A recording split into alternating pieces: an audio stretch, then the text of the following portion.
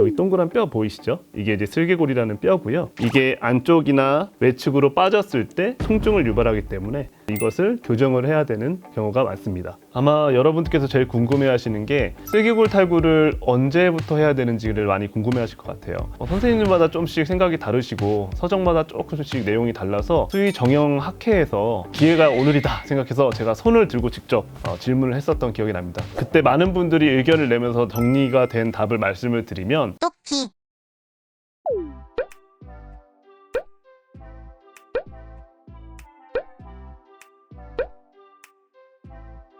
슬개골 탈구는 2기부터는 수술을 반드시 해야 합니다. 그리고 1기인데 통증이 있는 아이에서는 수술이 필요합니다.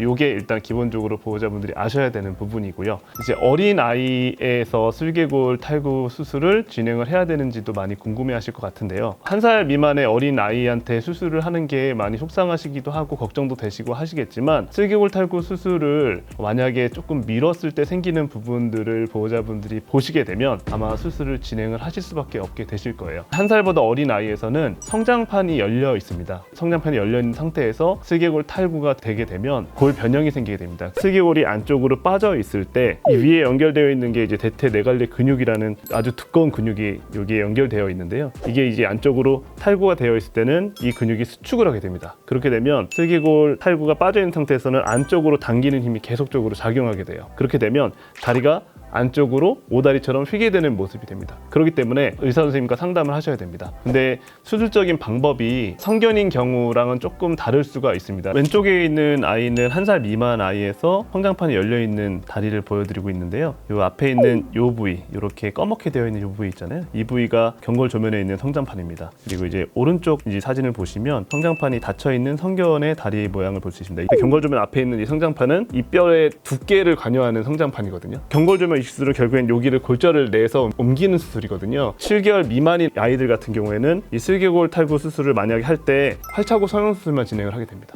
이거 어렸을 때는 성장판이 열려 있어서 하면 안 된다 이렇게 단순하게 말씀드리는 경우가 있는데 1살 미만이라고 무조건 하면 안 되는 건 아니고, 왜냐하면 7개월 정도 됐을 때부터는 이 성장판은 열려 있으나 이 경골의 두께를 관여하는 게 크지는 않아요. 성장이 거의 다 진행이 된 거죠. 그래서 정확하게 말씀드리면 7개월 이상부터는 슬개골 탈구 수술이 성견과 큰 차이가 없이 진행을 할 수가 있습니다.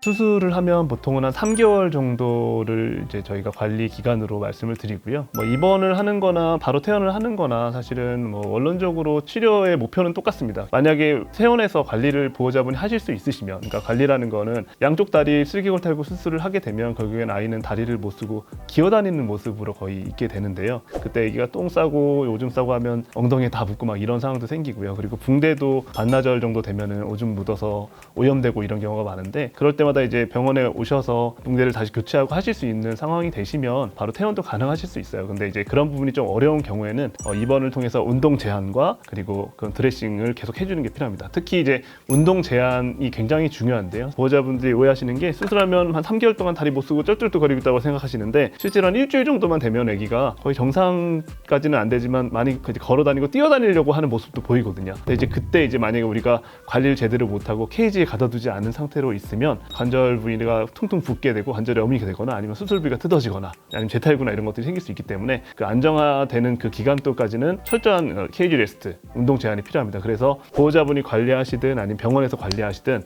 그런 부분들이 아주 중요합니다.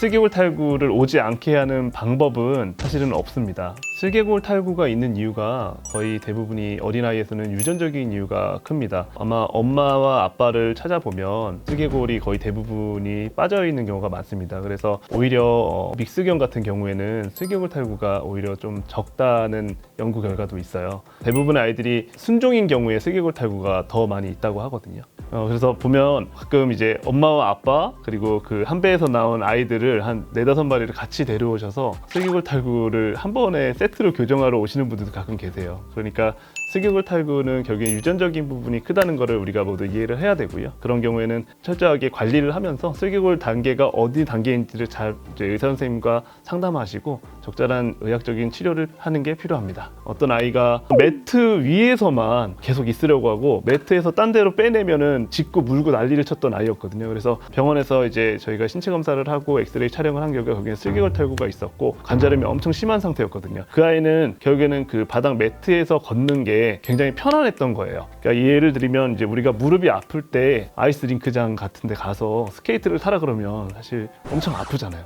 그런 것처럼 아이들이 미끄러운 바닥, 특히 이제 대리석 같은 바닥에 같은 데는 굉장히 마루 같은 데도 굉장히 미끄럽거든요. 그래서 미끄러지면서 아기들이 더 통증을 호소하게 되거든요. 침대나 소파에 점프하는 것을 방지하기 위해서 계단을 설치해서 무릎에 무리가 안 가게 해주는 것이 필요합니다. 일단 탈구가 있는 아이들은 절대적으로 무리한 운동을 하시면 안 됩니다. 특히 뭐 보호자분들 중에서 근육을 키우기 위해서 산을 올라가시거나 그런 경우에 실제로 이제 슬개골 탈구가 있는 아이들에서는 다른 인대, 아까 말씀드렸던 십자인대나 이런 거에 부담이 돼서 십자인 단열이나 이런 걸로 가는 경우도 있고 관절염이 심해질 수 있기 때문에 적절한 운동을 하는 게 필요합니다. 운동장에서 뛰는 게 아니고 보호자와 목줄을 잡고 박자에 맞춰서 걷는 정도, 그 정도가 일반적으로 지시가 되는 산책입니다. 슬개골 탈구가 생기는 것을 최대한 늦추게 할 수 있는 방법은 첫 번째는 체중 관리, 과체중은 금물입니다. 두 번째는 발톱과 패드를 항상 깨끗하게 깔끔하게 유지하는 것, 그리고 세 번째는 점프하거나 이런 것들을 최대한 못하게 관리하는 법, 매트나 이런 거를 통해서 최대한 미끄러지지 않게 해주는 게 필요합니다. 침이라는 것은 사람으로 생각해보면 조금 더 이해하기 편하실 것 같아요. 다리가 안쪽으로 들어가서